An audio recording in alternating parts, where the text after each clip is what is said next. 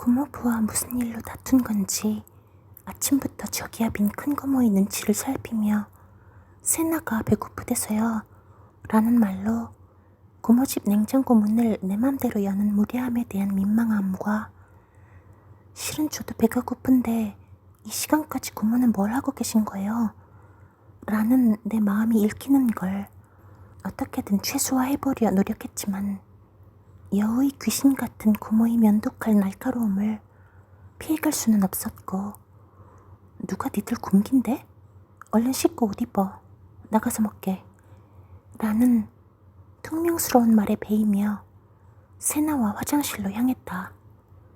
왜 나한테 저러는지 알 수가 없다고 생각하며 얼굴을 씻는데 문을 열어놓긴 했지만 화장실 거울 반경엔 존재하지 않던 고모의 화난 듯한 얼굴이 보이고 느껴졌다.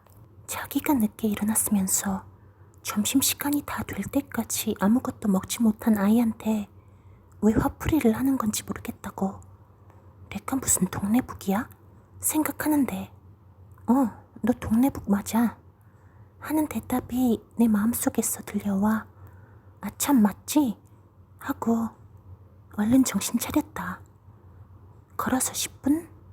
집 바로 뒤 갤러리아 백화점을 가면서 매번 차를 타고 가야 한다는 그 고집의 이유라도 한번 들어보고 싶었지만 그때의 나는 아직 내 목숨을 아꼈기 때문에 그런 무모한 짓은 하지 않았고 그냥 시키는 대로 고모차 뒷좌석에 세나와 앉았다.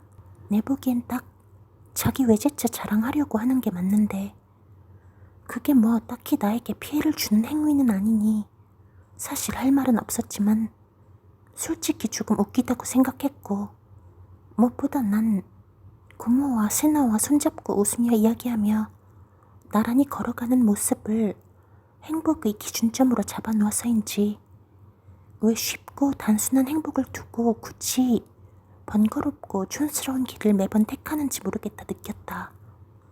내 고모는 이런 나를 촌스럽다 하겠지만 나는 내 마음속으로 반사. 푸드코트에서 나는 메밀국수, 세나는 돈가스를 시키고 큰 고모는 비빔냉면을 시켜 먹으며 서로 단 한마디도 나누지 않았던 건 똑같았지만 그 이유는 각기 달랐다. 세나는 그냥 너무 배가 고팠고 딱히 별 생각이 없어서 고모는 아침부터 자신을 화나게 한 그 무언가를 곱씹느라 난 어떻게 하면 이 상황을 조금 더 부드럽게 만들 수 있을까 생각하며 고모의 눈치를 보느라 먹는 행위인지 체하기로 결심한 행위인지를 마치고 고모의 평소 쇼핑 루틴을 말없이 따라다니며 들라는 걸 들고 비키라면 비키며 나름대로 비위를 맞춰주었다. 세나도 물론 나와 똑같은 상황, 똑같은 여자 어른에게 노출되어 있었지만 나와 세나의 다른 점은 세나는 이 집의 엄연한 친딸이고 나는 객식구일 뿐이라는 내 자격지심의 무게감이었다. 염치를 굉장히 중요하게 여기는 나는 고모가 시키지 않아도 알아서 기었고 그건 오롯이 나의 기질, 나의 선택이었기에 불만은 없었지만 그냥 빨리 할머니 집으로 돌아가고 싶다는 생각은 했다. 사실 이 집이나 저 집이나 양육자의 눈치를 보며 살아남아야 한다는 내게 주어진 미션은 같았지만 둘 사이에 원천적인 차이는 분명히 존재했다. 여기에선 내가 아무리 제주를 넘고 너를 뛰며 고모 비위를 맞춰 봐야 개차반으로 구는 새나 하나를 절대 넘어설 수 없다는 거. 할머니 집에선 나만 잘하면 그곳의 양육자가 원하는 방식대로 만족만 시켜주면 그에 걸맞는 대접을 받고 나는 할머니의 최애 아이가 된다는 거. 둘이 다른 의미로 힘들었지만 그래도 한쪽은 분명한 보상이 있었기에 헛된 희망이라도 품을 수 있었다.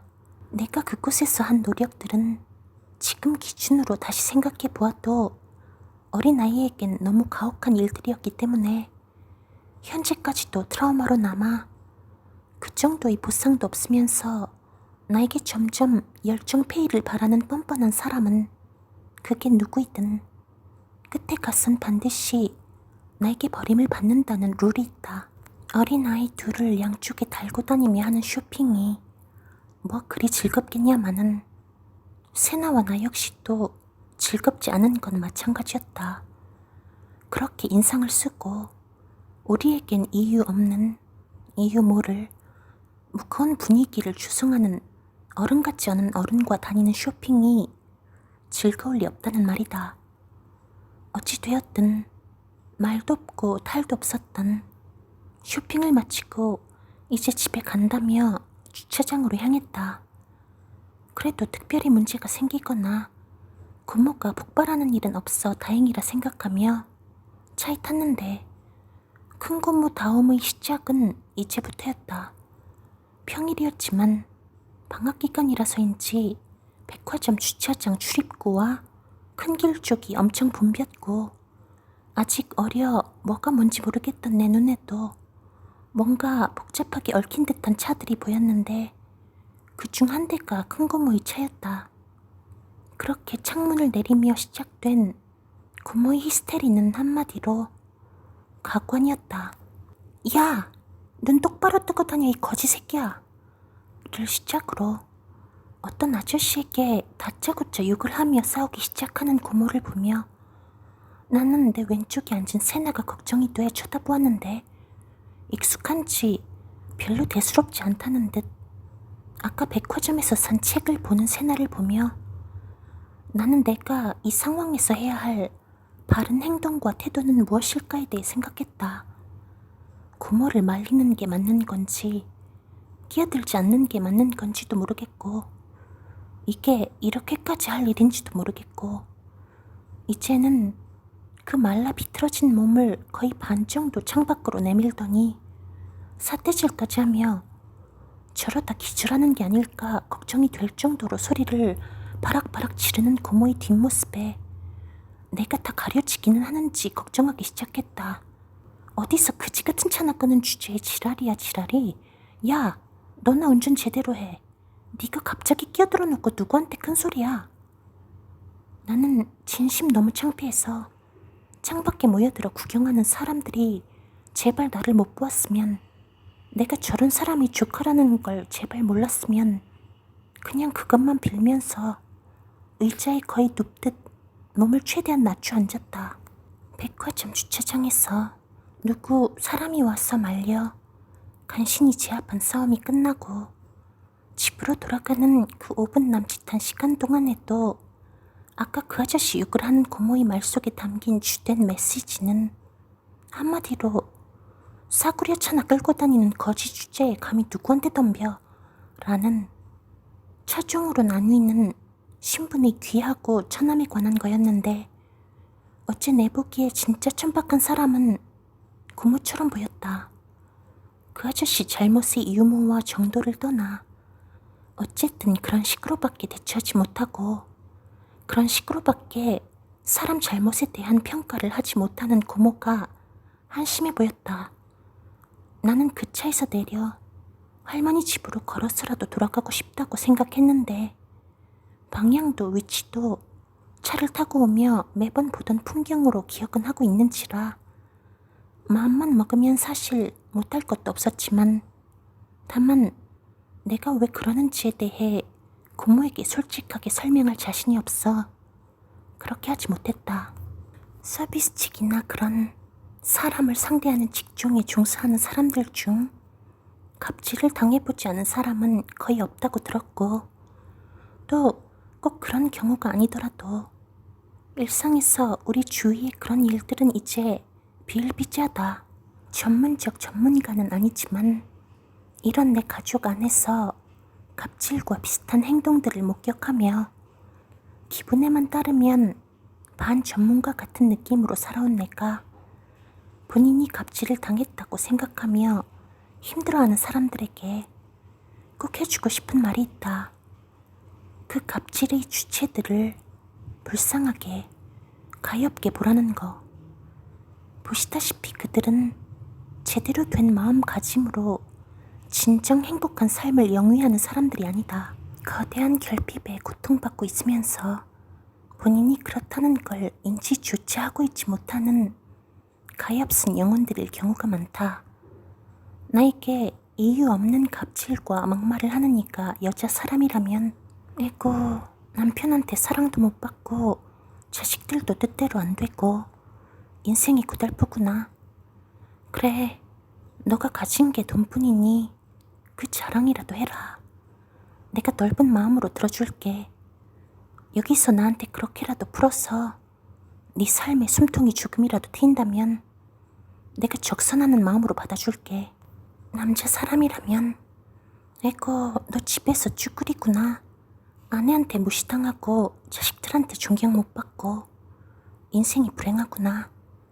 그래, 너도 살려고 이러는 건데 너보다 사랑받고 행복하게 사는 내가 받아줘야지 어쩌겠니.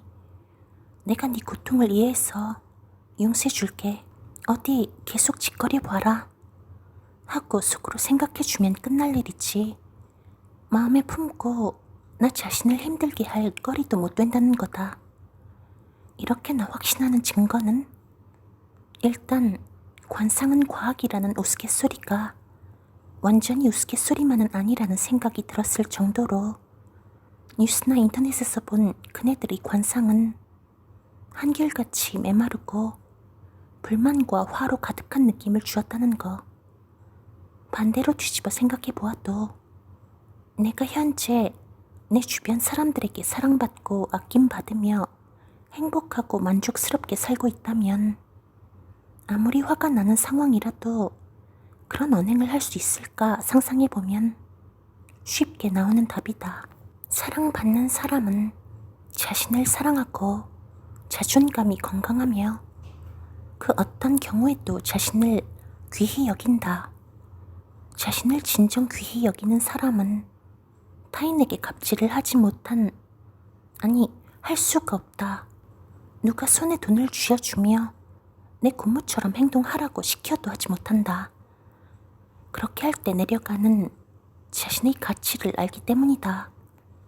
그들에게 가장 소중한 건 돈이나 상황에서 이긴 듯한 착각이 아니라 나는 그런 천박한 행동은 하지 못하는 사람이라는 믿음이다.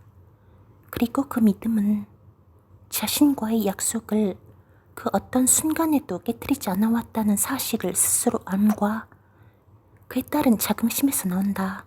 그 믿음이 없는 사람들은 고로 우리가 가여워해야 할 대상이지 내 위에 군림하는 어떤 힘 있는 존재로 여기며 두려워해야 할 대상이 아니다. 도저히 인생에서 떨궈낼 수 없는 존재들에게 만약 지금 그런 일을 당하고 있다면 이 점을 기억하고 그들은 사실 아무것도 아니라는 걸 인지해 내 삶에 부정적인 영향을 주도록 놓아두지 허용해 주지 말라고 말해주고 싶다. 화가 치밀어 오를 때마다 나보다 불쌍한 인생 내가 용서해 준다 생각하고 듣고 넘기고 웃어 넘기고 넘어가 주어라. 언젠간 뿌린 대로 거둘 것이고 그러는 모든 순간마다 가치가 올라가는 건 나이고 가치가 내려가는 건 그라는 걸 기억해라. 정신 승리라고? 아니, 그들이 그러는 가장 주된 원인은 바로 스스로가 실은 별게 아니라는 걸 그들 자신은 의식, 무의식적으로 알고 있어서이다.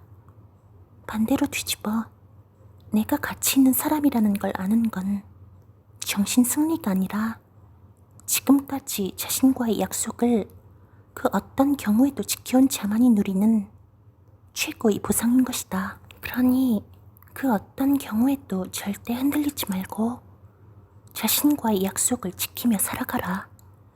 그러면 알아줄 것이다.